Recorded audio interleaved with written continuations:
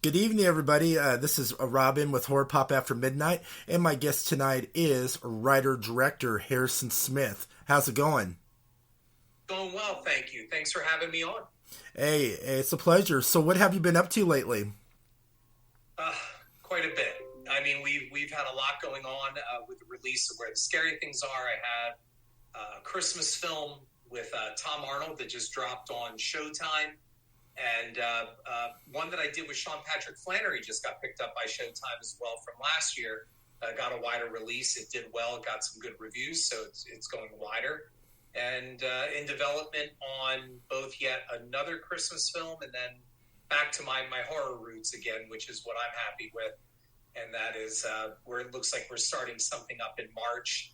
And I don't usually like to give too many details until everything's locked, because then when you say, oh, this is happening, and look, you know how it is in this industry, things can change on a dime, and then all of a sudden it's like, oh, I thought you were doing this, you know? So there are quite a few things coming up in 2023, especially in the horror thriller area, which I'm very excited about. Both projects I've written, so I'm really, really excited about it. So, what got you into the genre of horror?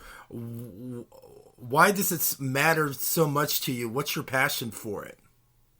Well, I mean, if you've ever seen my original film, my first film, The Fields, it chronicles basically how I got into it all. And I just wrote a book about all of this called This Time It's Personal, from Bear Manor Media, in which it chronicles not only the history of the horror genre, but seen through a personal point of view, how I got into it, seeing things not just on television, but eventually theatrically, and the reaction of audiences to all of that. I'm a big believer in watching movies, especially horror, but watching movies in theaters with groups.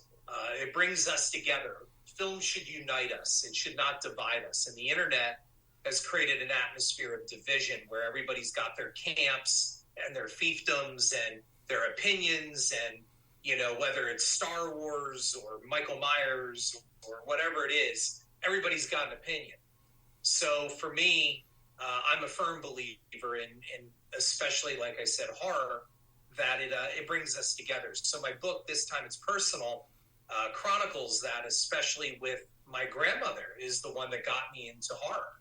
I was a little boy. I had a very turbulent childhood. My grandparents were kind of like a port in a storm, and I spent a lot of time with them. My grandmother had a very strong hand in raising me when I was a child. And in between the scary events that actually happened in the movie The Fields, which is all about what happened on their farm in the summer of 73, late summer, early fall of 73, my grandmother was a huge horror nut.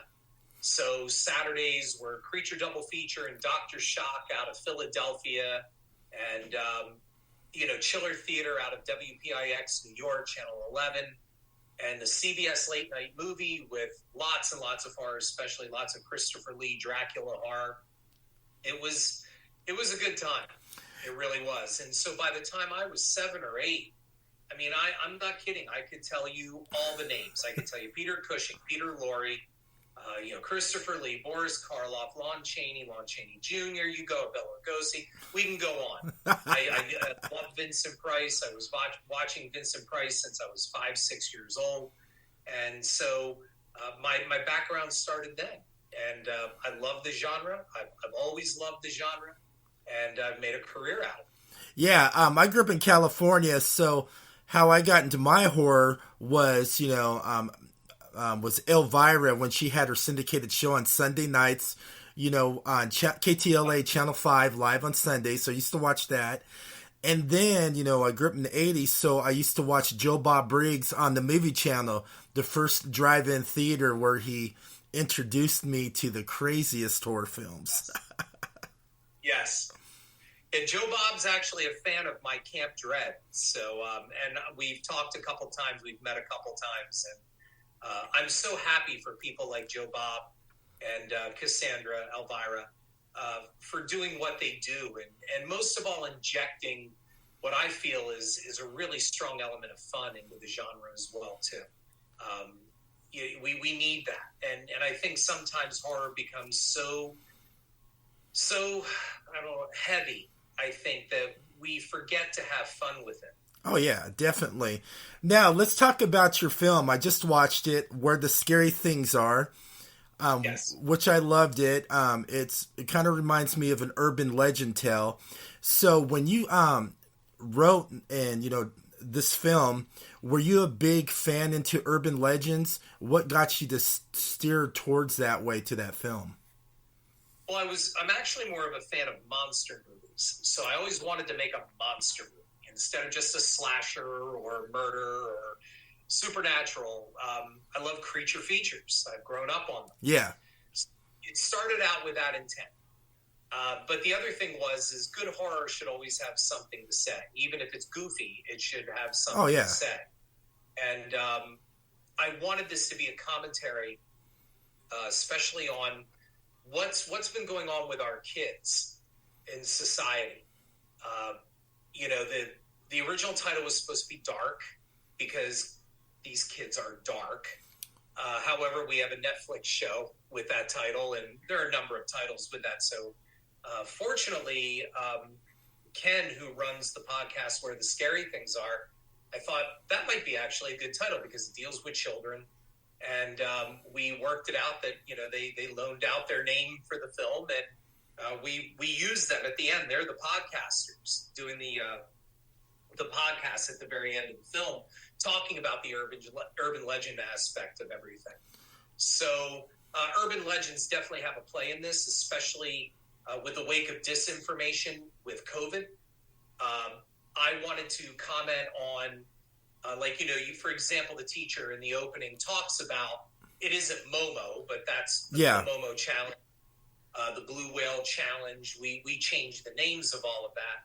But, we talk about how when the one kid, for example, says, when the teacher says something about razor blades and apples and things, and the one kid's like, they were really doing that. And the teacher's like, no, they actually weren't. You're talking about a guy who did try to poison his own children. The news took off on that, and suddenly it became like a panic thing where the nation collectively just embraced this. And then Halloween 2 is the one that put the razor blade in the apple where the kid into it is going to Hatfield Hospital. And that perpetuated it. But there are no cases out there of razor blades, multiple, this mass razor blades in candy. It's kind of like the satanic panic of the 80s. Yeah, I remember that. Right? Daycares are being run by Satanists. Mm-hmm. None of that was true. And we just kind of run with this collective panic. And I still take it back to America's puritanical roots, where when the Puritans arrived, right, they're running from the devil. The witches are going to get them. Satan's out to get everybody. And we still have an element of that. So I wanted this movie to touch on those things. And then when these kids actually do find something strange, they use it for likes, right? That they're not even gaining money out of it. They're not getting anything out of this other than the likes. Yeah, they're doing the likes for viral video, like how everybody wants to be likable, like on TikTok, YouTube, all that, and they were just getting the likes. They didn't care, and they tormented this poor monster to do these horrible acts, which the monster really didn't want to. That monster was just hiding at that haunted attraction, minding his own business. It's like, you guys are the intruders, in my turf. It's like, leave me alone, and I'll leave you alone. Well, even the creature itself, when it first arrives, it makes no overtures to be violent toward them. Yeah. They're the ones who treat it with violence. Yep. They strike it with a baseball bat. They are the violent ones. They're the monsters. Yeah. For all we know, this creature was there to ask for help, or that creature, there are all kinds of things. And I remember a reviewer said something like, oh, the kids don't even react when they see it. Well, number one, where are they hanging out? They're hanging out in this haunted place where they see all these kind of creepy, screwed up things all the time. Number two, it talks about right there how desensitized they've become. right? That, okay, yeah, this is odd. Is it friend or foe? We're not going to wait to find out. And they attack it.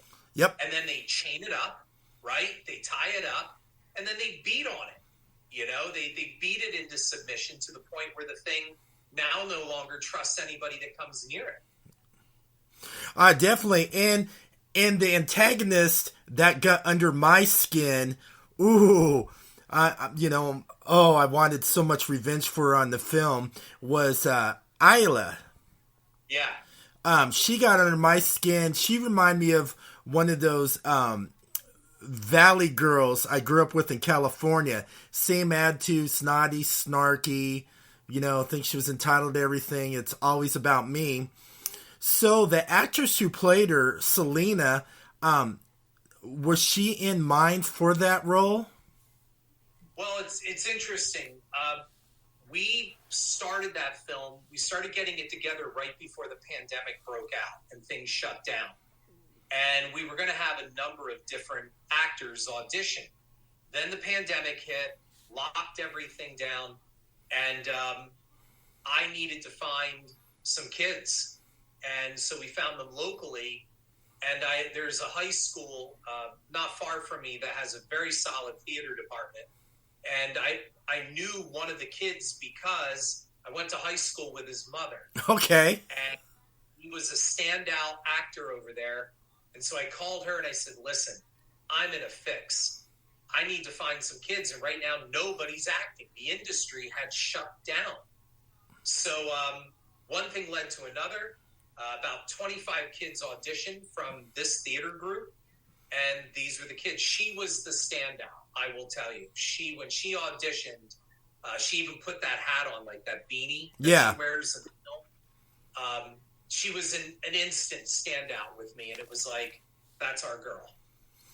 Yeah, she was great. I mean, she nailed that role. I mean, she got me so invested in that character. I wanted to hate her bad, Yeah. And then that's good. Yeah, it did. And she did her job. She got me all riled up. Good. I'm glad to hear that. Let's talk about the actress who played Jenny. I felt bad for her, man. She was going through something too. And I was in the film, I was hoping, I know she got picked on, especially by Isla. And I was hoping maybe she would have got some little sweet revenge too. Well, Jenny was an interesting character in the way that she had to change. There were concerns by the financiers that Jenny's original character was mentally incapacitated. She was mentally challenged. Okay. And so her only crime was that she was mentally challenged. That was it. There was no reason to hate Jenny at all. And even though that still stays in the film, they wanted us to kind of alter that. So we made her we kind of took out the mental aspect. Yeah. And made her that she was just afraid. She was a very timid, anxiety-ridden girl that just continues to annoy Ayla. That was the problem. She annoyed her. But the real issue originally was that she was placed in this class, in a number of classes, with Ayla and her friends, and Ayla always felt she didn't belong there. Mm-hmm. She didn't belong in that class, and it's like, what does that say for me? If Jenny's in this class, what do people think of my intellect? Yeah. But we lost that aspect, and in hindsight, I wish we would not have, because I think it brought more tragedy to Jenny's character, because she truly is an innocent. And I really wish I would have stuck to my guns on that one and had not compromised on the character for doing that. But everybody was kind of expecting. You're not the first person to say that they thought maybe Jenny would somehow make a comeback or something like that, but it was not meant to be. Jenny is a sacrificial lamb, is what it is. Definitely. And I love how it ended. It did get its justice, for, of course, the creature, Jenny. Oh, yeah. And the dockers, what you called them, the little rotten kids. I'm glad they got it, man. They deserved it. Yeah, every single one of them deserves it. And, again, I've had critics who have attacked the film and have attacked me and said, Harrison didn't even write or give us any characters to get behind. That's the point. It was a deliberate choice to make these kids so unpalatable and so unsavory, because we are making a very strong comment on what's happening around us now. I mean, we can't even really go a month anymore without seeing in the news of some school shooting, right? It's all the same stuff. Kids doing horrible, despicable things, and it's like a disease is really what it is. And excuse me, so there was nothing. None of those characters were designed to have any kind of arc in the way of that. Oh, they have a moment of redemption. They have a conscience. They've learned something. No. We're taking the Goonies and making them assholes is what we are. Like, imagine if the Goonies had been evil, right? Oh, yeah. Imagine what they could have done. Imagine what they would have done to Sloth. They could have tortured Sloth, right? They could have killed him. They could have done anything. They could have blown up the town if they wanted to. So that was my whole standpoint. What if we took the 80s formula of kids find something? Like, what if the kids in It actually embraced the monster and liked Pennywise? What if they were like, dude, we love you, okay? And in fact, we'll bring you all the kids you want. We just want, the benefit out of it is we want to watch you kill them. Imagine if we went that route. That would have been wild. Right. So for me, that's what I wanted to do. I wanted to take that 80s kids find something and make the kids the monsters. They're the bad guys. So it's like Stranger Things. What if the kids in Stranger Things were evil?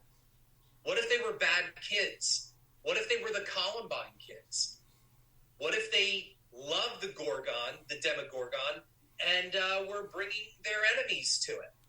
What if they were throwing people into the Upside Down and hunting them in the Upside Down? Imagine if it was the wrong kids that stumbled across this. Wow. That's the whole premise of where the scary things are. I liked it. I mean, the film's great. I really don't pay attention to reviewers. I usually go into an open mind to see it, and I judge it for myself. And I don't, knock anybody for their films. If I like it or not. I'm not gonna go online and make a big fuss about it. I either liked it or don't like it. And I wish more people were like-minded. That's why I support indie films today. That's where all the originality and all the good stuff is. Don't get me wrong. There's some good films out there in Hollywood, but for right now, I'm just enjoying more indie films because it's just more original. Well, and the other thing is I think the internet has allowed people to have a platform to kind of vent, and a lot of people are angry. Oh, yeah. And they're angry at politicians. They're angry at the abject wealth of celebrities while people are going with nothing. And they can't attack that. So they attack the low-hanging fruit. So they'll go after movies, and they pontificate their expertise. Many of these people have never made a movie in their life. Mm-hmm. Most of them, what I love are some of the video podcasts that will attack an indie film, whether it's mine or somebody else's, for their production value. And this freaking guy has a lamp next to him for the lighting of his podcast and using the microphone from his camera. And that's it. Instead of, why don't you step up your game, dude? Why don't you step up your game and increase your production value and use proper chroma keying and all the proper things that should be done? And you don't really see that a lot, because then when you do that, well, then the filmmaker has thin skin and, oh, it's sour grapes, or, the filmmaker is mean, or I'm a bully, or whatever. I did a podcast episode on it called When Filmmakers Strike Back. Okay. And I have no problem with somebody not liking one of my films, as long as you dislike it with critical thinking. Not because, I don't like Tara Reid, I don't like this. That's not a critical assessment. Mm-mm. That's an opinion. A critical assessment is, well, some of the acting is great. Overall, found it solid but uneven. It could be that the production values are uneven as well. Some special effects are great, but weak on vision. That's critically thinking. That gives the filmmaker solid feedback to go, yeah, I kind of see what you mean there. I don't have to like it, but I see your point. But now we have, it sucks. Well, sucks is a very blanket word. What does that mean? You mean really, when you look at a film, I mean, there might be some, well, I always say Jaws the Revenge is that film that I can clearly say sucks. But there actually are some good things about Jaws the Revenge. Michael Small's score, and look, people worked on that, and they couldn't help that they were making a shitty movie. They just, they put their all into it. But what I'm saying is that there are elements of things that do work on films. And, to just carpet bomb it with the word sucks is very ignorant. And that's not really the mark of a good reviewer. No, it's not. Right. A good reviewer looks at everything from both 20,000 feet and at street level. Neutral. And says, there were things I appreciated, there were other things I didn't. Look, I say that all the time about The Shining. I think The Shining is extremely well produced. I think it's well made. I think it's beautifully shot and photographed. I think the score is phenomenal. I think it's badly miscast in a lot of aspects. The Jack Nicholson lovers always go nuts and get triggered when I say that. But if you've read the book, the problem with Jack Nicholson is that he's crazy from the very beginning. There is no descent into madness. He's basically a jackass from the very start of the movie. He's not a good father. He's a terrible husband. And he's already down the road by the time that we even pick up with him and he arrives at the hotel for the very first time for the interview. The Shining is not particularly terrifying. It's creepy. It's got some very disturbing imagery. There's no doubt about it. Is it one of the top 25 most terrifying motion pictures? In my opinion, 100% not. It's had 40 years now to be rehabilitated. Everybody forgets who saw it in the theaters, like I did, that the movie was met with a very tepid reception and a lot of people going, it was all right. But 40 years later, people are waxing nostalgic and everything like that. So it's like, oh, it was wonderful. It's this. It's not wonderful. And I think Stanley Kubrick was the absolute wrong director for the motion picture. I think he made his own version of what he wanted to make. And Kubrick has been very vocal about saying that he made an anti-ghost story. I don't know why you want to do that. Why didn't Spielberg then make Jaws an environmental film?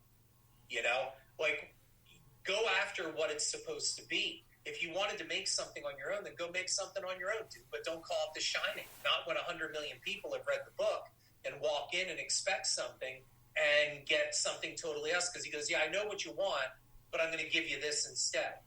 I guess it's well made. It's probably one of the best produced of all the Stephen King adaptations. But in my opinion, not a particularly scary film and not really overall an engaging one. Its sequel, Dr. Sleep, I think, is far superior to Shining. Dr. Sleep was phenomenal. I loved it. Yes. I loved the cast of the characters in it. Yeah. And the thing I liked about it, I loved the cinematography, the certain shots in the film, which I loved. They did a great job on editing the film. And I'm a sucker for horror films when you talked about horror scores.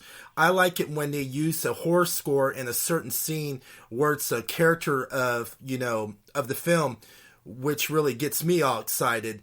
Like a good example, the new Batman movie with Robert Pattinson. That whole score was a big character in that whole film because it really brought the characters in the scene, and the whole soundtrack was just phenomenal. Well, the score in The Shining did very much the same. The score is a character. You're right, and also one thing I think that Kubrick did do very well was he made the Overlook a menacing thing. He made it a living, breathing thing. He did. The Overlook is a monster, and he did a very good job with that. The feeling of menace from the actual walls and structure of the hotel, I thought was terrific.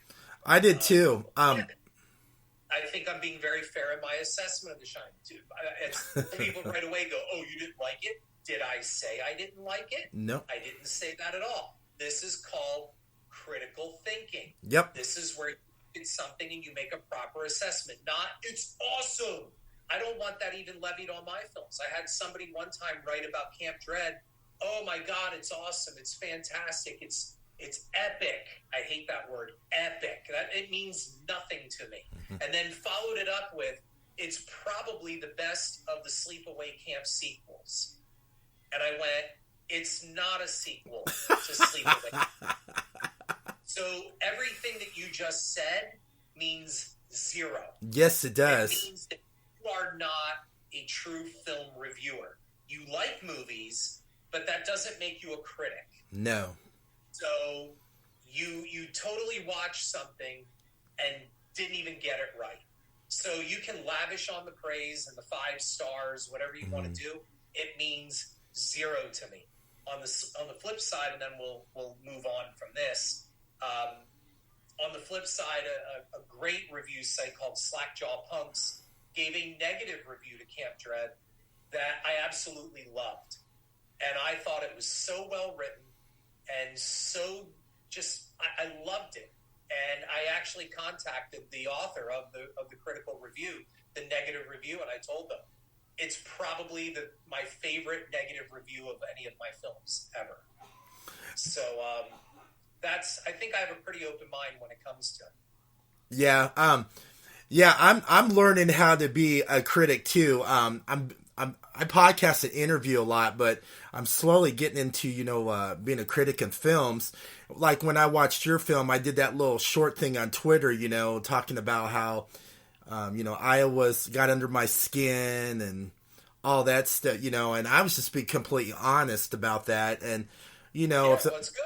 Yeah. And I'm learning to be a critic. I'm so used to interviewing people than, writing down and critiquing stuff, but I'm learning. Sure. And and that's what it's all about. Yeah. That's what it's all about. Also, when you're not filmmaking or loving horror, is there anything that Harrison enjoys doing as well? That's a hard question. I work all the time. It's funny. I've gotten to a point with being in this career for so long that, and it's being very honest. I don't know what to do for myself anymore that I enjoy. It just seems to always come back to work. I love to write. I would like to read more. I love to read, and I just haven't had the chance. So I love to travel. Those are the things that Harrison likes to do.